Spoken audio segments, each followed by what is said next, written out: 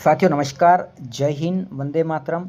हमारे YouTube channel शिक्षा news MP14 में आपका स्वागत है। आज के इस वीडियो में हम बात करने वाले हैं अतिथि शिक्षक साथियों की एक जो समस्या बनी हुई है कि आखिर पैनल का चुनाव किस प्रकार किया जाए। पैनल की जानकारी सेव नहीं हो रही है, तो इसके लिए क्या किया जाए। तो साथियों आज की इस वीडियो में हम इन सभी समस्याओं पर चर्चा करेंगे और साथ ही साथ ये भी जानेंगे कि हमको पैनल का चुनाव करते समय किन किन बातों का ध्यान रखना चाहिए, ताकि हमको आने वाले समय में जब मेरिट लिस्ट जारी हो तो उस समय हमें किसी प्रकार की समस्या का सामना ना करना पड़े और हम मेरिट में सिलेक्ट हों। तो साथियों वीडियो को शुरू करें इससे पहले यदि आपने चैनल को पहली बार हमारे चैनल पर विजिट किया है तो चैनल को सब्सक्राइब कर लें, वीडियो को ज़्यादा से ज़्यादा साथियों के साथ शेयर करें और बेल आइकन प्रेस करें ताकि हर अपडेट आपको समय पर मिलती रहे। तो चलिए साथियों शुरू करते हैं आज का वीडियो। हमको किन किन बातों का ध्यान रखना चाहिए। तो साथियों इसमें सबसे महत्वपूर्ण है कि सर्वप्रथम हमको इस बात का ध्यान रखना चाहिए कि जो हम पैनल सिलेक्ट कर रहे हैं या जिस पैनल में हम जाना चाहते हैं, क्या उस पैनल में चाहे वो वर्ग 1 हो, वर्ग 2 हो या वर्ग 3 हो, तो इनमें हमारे सब्जेक्ट की पोस्ट खाली है या नहीं है। क्योंकि साथियों मान लो हमने जो संकुल सिलेक्ट किया है उस संकुल में या उस पैनल में हमारा जो सब्जेक्ट है वो वैकेंट नहीं है, तो हम उस पैनल को सिलेक्ट करने के बाद भी मेरिट में नहीं आ पाएंगे, क्योंकि उस ब्लॉक में या उस संकुल के स्कूलों में उस सब्जेक्ट की पोस्ट वैकेंट नहीं है। तो हमें इस बात का मुख्य रूप से ध्यान रखना है कि हम जिस पैनल को सिलेक्ट कर रहे हैं वो पैनल हमारे संकुल के स्कूलों में उस पैनल का सब्जेक्ट का या उस पैनल चाहे वो वर्ग 1 हो, वर्ग 2 हो या वर्ग 3 हो, उसका सब्जेक्ट या वो पोस्ट वैकेंट हो, चाहे वो लैब वाली हो, PTI की हो या अन्य कोई हो। तो उसका मुख्य ध्यान रखना है कि उस संकुल के अंतर्गत आने वाले स्कूलों में उस पद का की पोस्ट वैकेंट हो। दूसरी बात हमको इस बात का भी ध्यान रखना है कि हम जो ब्लॉक सिलेक्ट कर रहे हैं उस ब्लॉक में हमारे सब्जेक्ट की पोस्ट हो, क्योंकि यदि हमारे सब्जेक्ट की पोस्ट नहीं होगी तो हम मेरिट में नहीं आ पाएंगे, मेरिट में हमारा नाम नहीं आएगा, क्योंकि वहाँ पर हमारे सब्जेक्ट की पोस्ट नहीं है। तीसरी चीज़ आती है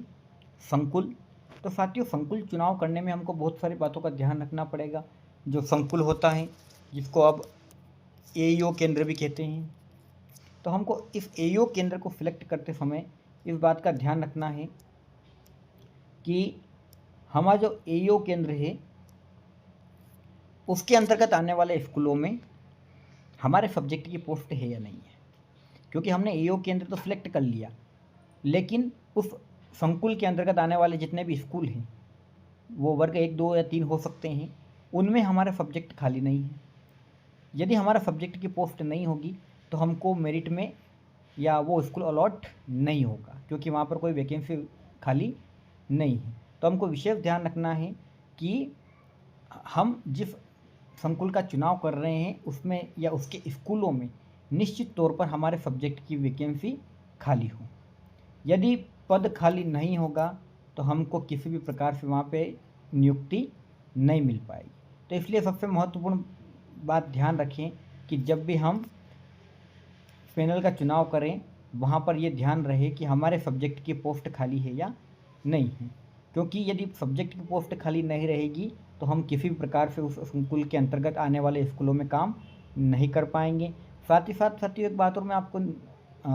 बता देना चाहता हूँ कि वर्तमान में अभी तक पैनल की जो जानकारी वो अपडेट करने का कार्य शुरू नहीं हुआ है। जो पैनल हमने पहले सिलेक्ट किए थे वही पैनल अब भी बता रहा है और उसमें हम कोई भी परिवर्तन नहीं कर पा रहे हैं, क्योंकि उससे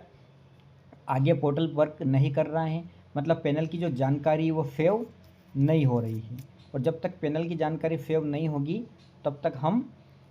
पैनल सिलेक्ट नहीं कर सकते। तो अभी थोड़ा हमको इंतज़ार करना होगा, उसके बाद ही ये कार्य हो पाएगा। लेकिन आप इस बात का ध्यान रखें, आप इस बात की जानकारी पूरी कर लें कि यदि जिस स्कूल में आप काम करना चाहते हैं वो किस संकुल के अंतर्गत आता है, क्योंकि यदि आपको ये पता नहीं रहेगा तो आप वैकेंसी फिल नहीं कर पाएंगे, चॉइस फिलिंग नहीं कर पाएंगे, और यदि आप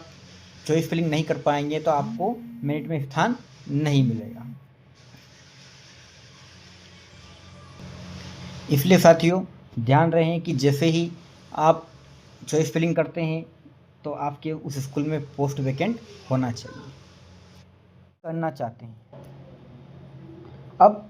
मान लीजिए कि हम जिस ज़िले में रहते हैं, हमने ज़िला सिलेक्ट कर लिया, ब्लॉक सिलेक्ट कर लिया, अब हमको सिलेक्ट करना है हमारा संकुल। अब हमको संकुल सिलेक्ट करना है, तो संकुल सिलेक्ट करने में ये ध्यान रखना है कि क्या उस संकुल के अंतर्गत पोस्ट वैकेंट है, क्या उस संकुल के अंतर्गत आने वाले स्कूल में हमारे सब्जेक्ट की पोस्ट खाली हैं। हमको इस बात का ध्यान रखना है, क्योंकि यदि हम इस बात का ध्यान नहीं रखेंगे और पोस्ट खाली हैं तो हम, या पोस्ट नहीं खाली है, पोस्ट वैकेंट नहीं है, पोस्ट भरी हुई है और हमने यदि उस संकुल का चुनाव किया है तो हमको उस संकुल में प्रेफरेंस या वरीयता नहीं मिल पाएगी और हमको फिर दूसरे संकुल में वरीयता दी जाएगी, जो हो सकता है कि हमारे क्षेत्र से दूर हो या थोड़ा दूर पड़ता हो, हमारे सर्कल से दूर हो, इसलिए वहाँ पर समस्या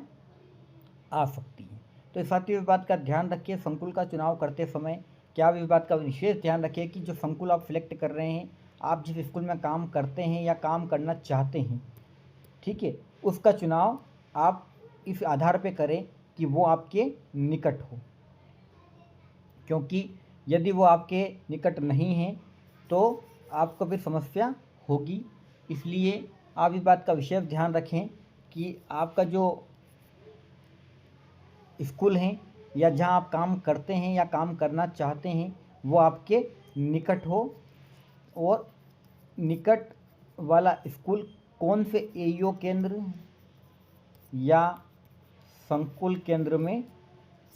आता है, आपको इस बात का विशेष ध्यान रखना है और इसी आधार पर आपको संकुल का चुनाव करना है। साथियों कोई भी अभी चिंता ना करें, अभी जो संकुल सिलेक्शन की जानकारी या यूँ कहें कि पैनल की जो जानकारी है वो अभी सेव नहीं हो रही है,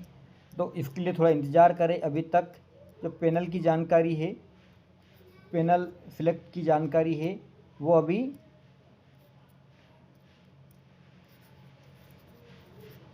सेव नहीं हो रही है। पोर्टल पर कुछ तकनीकी कमियों या तकनीकी खामियों के कारण अभी पैनल की जानकारी सेव नहीं हो रही है। जैसे ही पैनल की जानकारी सेव होगी आपको जानकारी दे दी जाएगी। आप सिर्फ इस बात का ध्यान रखें कि जिस संकुल के अंतर्गत आपका स्कूल है आपको उसी को प्रिपेयर करना है, उसी संकुल के अंतर्गत आपको स्कूल का चयन करना है और उसी स्कूल या वो स्कूल जिस क्षेत्र में आता है उसको आपकी जानकारी है, आपको होना चाहिए कि वो स्कूल कौन से संकुल के अंतर्गत आता है, उसी आधार पर आपको चयन करना है।